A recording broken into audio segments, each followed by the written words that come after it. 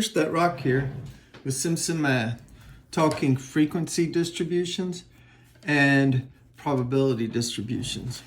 So I give my students this balls and urn project, and I think this weekend you have one, and this balls and urn project is with replacement. So you have to have an urn. So I have an urn here. It's this little match box, and it's got objects in it. It's got 8 tacks and 2 screws, and these are almost unidentifiable. Maybe if somebody thought about it real carefully, they could tell the difference if they were blindfolded between the screw and the tack, but probably not, especially if you're calloused fingers like myself. But anyway, but you don't have to literally draw out of the urn. Well, you could just devise some system where you shake it up and you drop out of the urn. So, oh, well, this one dropped first and this one second, so I'll ignore that one. So see, I got a tack to drop. Now, I think y'all are gonna select 3 times and with replacement. With replacement means, okay, so I got a tack to show up. Now, I got 8 tacks. So the tacks, I think, are standing for the white balls in your experiment, because you're supposed to have 8 white and 2 black. So the screws must be the white to be the black. So I drop it back in because it's with replacement, and I do it again. I shake it up and I drop.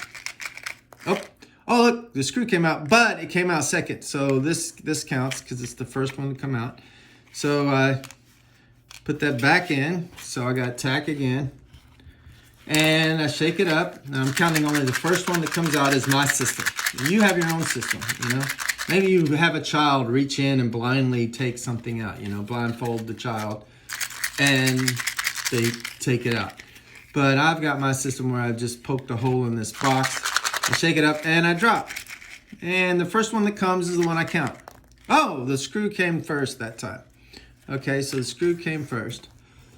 So on that trial, that was my first trial of the experiment. So the experiment is 3 draws out of the urn, and I got white followed by white followed by black. Okay, so, and I know you're thinking, well, 2 of them came. Yeah, but I'm watching the first one that hits the paper. That's the one that counts. Okay, so in this particular trial, I got the number of blacks that showed up. So X equals number of blacks. That's the variable. That's what I'm counting, okay? Well, 1 showed up, so 1. Okay, so I'm gonna do slash marks, you know, these things, 1, 2, 3, 4, 5, 6, 7, so forth like that. That's how I'm gonna count. Now, what are the other X values that could happen? Not that they will, but could happen. Well, I could get 0 blacks, I could get 2 blacks, and I could get 3 blacks. Now, I have to do this 10 times. Well, we're not gonna sit here and do it 10 times on this video. You'd get extremely bored.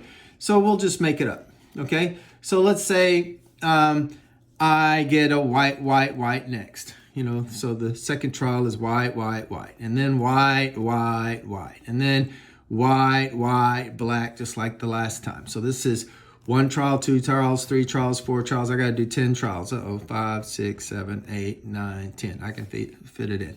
So then we get white, black, white. And then we get white, white, white. And then we get white, black, black. Okay, and then I get, on my 8th one, I get white, white, white. And then on my 9th one, I get white, black, white. And then finally white, white, white. Okay, so what I'm supposed to do is be tallying this up. So how many times did I get 0? So this is 0 blacks. So 0 blacks, 0 blacks, that's 2.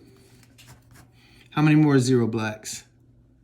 There's another 0 black, there's another 0 black, and there's another 0 black. So that's 1, 2, 3, 4, 5. So 5, 1, 2, 3, 4, 5 times no black showed up. How many times did I get 1 black? Well, this first time, this time, this time, this time, and then there was 2 blacks. So 1, 2, 3, 4 times I got 1 black. 1, 2, 3, 4.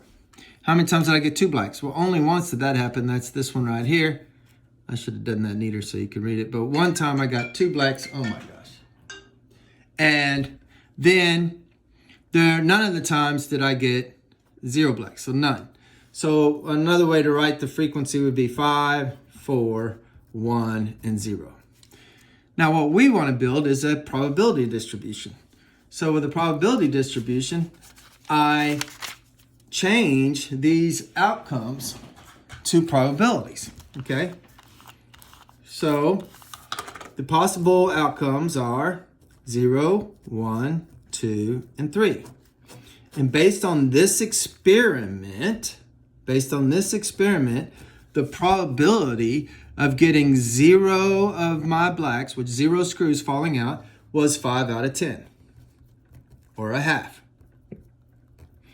The probability of getting 1 black, one of my screws to fall out and the other 2 to be the tacks, whites, the probability of that happening was 4 out of 10, 4 out of 10, or 2/5. The probability of getting 2 blacks, well, that only happened once, so that's a 1/10, and the probability of 3 blacks is 0. Now, when I add all this up, 5/10 plus 4/10 plus 1/10, it should add up to 1, 1. So 5/10 plus 4/10 is 9/10 plus 1/10 is 10/10, which is 1. So I feel like I did it right. Now, the last step is I need to think about the theoretical probability. Well, that's when you have to think about, well, how could I get 0 blacks? Well, I'd have to get white and white and white, and you have to remember it's with replacement. How could I get 3 blacks? Well, I have to get black and black and black. The hard one are these two, like how can I get, how could I get 1 black? How could that happen? Well, I could get black followed by white, and notice the land. So black and white and white.